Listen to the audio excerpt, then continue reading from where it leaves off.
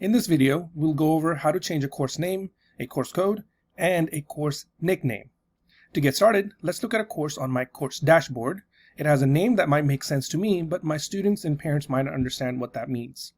To change the name of the course, let's go inside the course first, and from the bottom, click on Settings, and then under the Course Details tab, in the name section, I'm going to type in the name of this course. Let's say it's Algebra 2, and then my last name.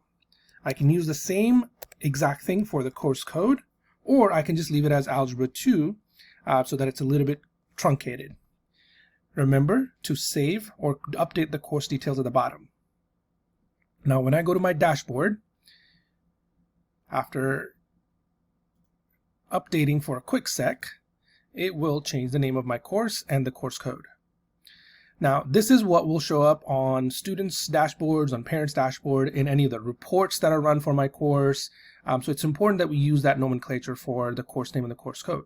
However, I may want to have a nickname, something that is just going to show up on my dashboard and no one else's. To change the nickname of a course, from the course card on the home page on the dashboard, click on the three dots at the top right.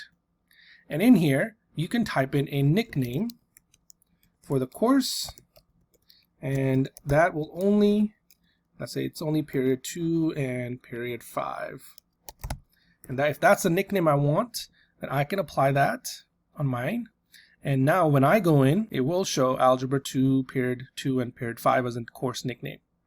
Notice that inside the course name and the course code is still the course name and my last name, the same nomenclature that we use for all of our courses.